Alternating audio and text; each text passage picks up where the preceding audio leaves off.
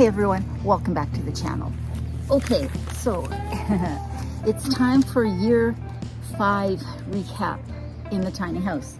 I cannot believe that I have just passed the 5th anniversary of living in my tiny house on wheels.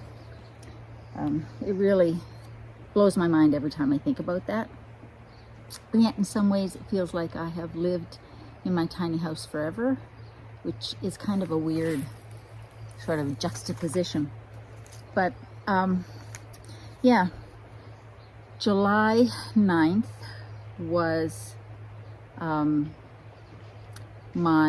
5th year anniversary of being in the tiny house on wheels. And therefore it's time for us to do the recap. I'm going to link the playlist for the recaps down below. And if you haven't seen year 4's recap, go back and watch it. So you'll understand why year 5 was what it was.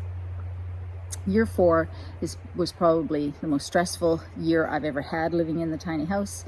I had lived in 3 different spots in 2 different provinces. I had moved the house 3 times. It was very, very stressful. And so if you watch my January video, you'll know that I always, instead of a New Year's resolution, I always sort of decide on a theme, a word that embodies the theme that I want for the following year.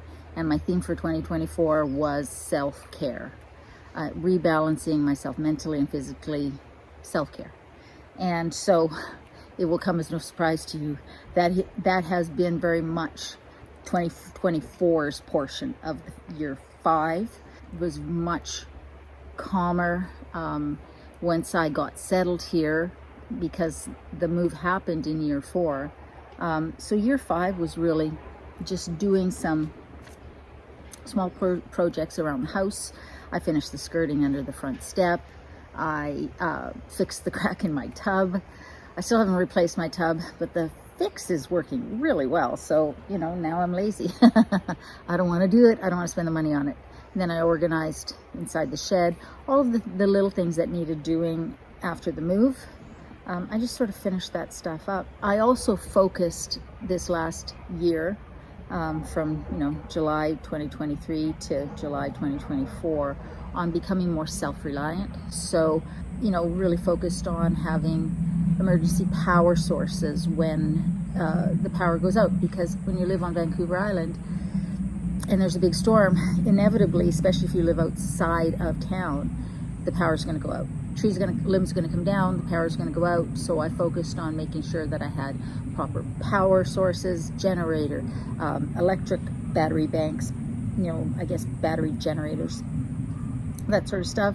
I did a video on fire safety, both in your tiny house and van, making sure that I had water storage in the tiny house, because I don't have a water tank. We're on well water here, but I made sure that I started stocking some water for emergencies in the tiny house up in the loft, because when the power goes out, the well pump goes out, so you can't actually get water either.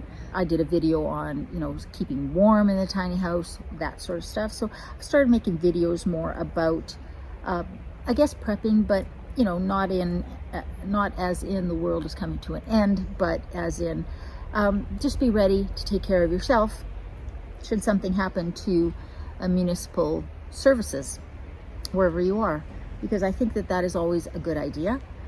So I spent some time this last year also focusing on that.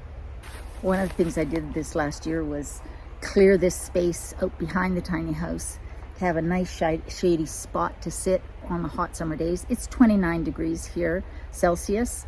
I'm not sure what that is Fahrenheit. And for those of you in the US, in the hot parts of the world, I know that that's not hot for you guys.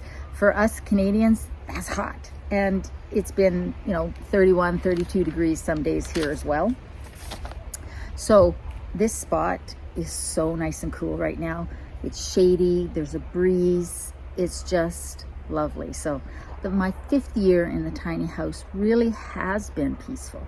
It was my goal, certainly was my theme for 2024, And I have focused on being present, you know, in every experience that I'm having, if as much as possible. So last weekend, I actually went camping with some friends, one of who is Zia from Chasing the Moon RV. And I didn't film. I decided that, well, first of all, we were with another friend who doesn't like to be on camera. She doesn't have a YouTube channel. And I decided that I really wanted to just be present for our camping trip. It was just such a wonderful time, and we had so many belly laughs, and we just had so much fun. We ate great food, and I wanted to have the memory, and I didn't want to be distracted by trying to capture the memory, if that makes sense. There were many times I thought to myself, oh, this would be great to capture on film, but I didn't. I just allowed myself to be present, and that has really been something that I've done in this last year in the tiny house. I've allowed myself to be present, shut out external sort of noises, and just being grateful that I'm in a spot now where I don't have to worry about a neighbor complaining and turning my world upside down. And I've been able to get out camping. That has been a priority for me as well. I did some projects on the van. You know, I did the finally connected the Max Air fan so I could plug it in, and, you know, made the bug screen for the rear doors, MacGyvered the awning, tested out that bodega fridge. That has worked amazing. When we were camping this last weekend, that fridge ran on the Blue Eddy power station that I have. It ran almost 3 days, and probably 2.5 days, and it went from 100% battery to 76%, which was incredible. I just focused on getting myself ready so that I could go out on adventures, but also being really present for those adventures. Oh yeah, and Shiloh came to visit over Christmas. That was probably the highlight of this last year in the tiny house, was having her come for Christmas, and we were able to just spend some really quality time together. For those of you who don't know, Shiloh is my trans daughter, and she's amazing and really coming into her own, which is pretty incredible. So I will say that my 5th year in the tiny house on wheels has not been nearly as exciting, and I will use air quotes around that, as my 4th year in the tiny house, and it certainly doesn't make as good a recap video. I am thrilled about that because it was also so much more peaceful and enjoyable, and I was able to enjoy living in the tiny house and where I was living, and spending time with people that I love. So yeah, that's the recap for my 5th year in the tiny house on wheels, and who knows what my 6th year is going to hold. Hopefully lots of adventures, lots of fun, and more sharing those with you guys. I'm gonna go get my book, and I'm gonna sit here for a while and just read it. So guys, I hope you guys are doing well. I hope you're staying safe. Remember to be kind to yourself and others. I love you, and I'll see you next time.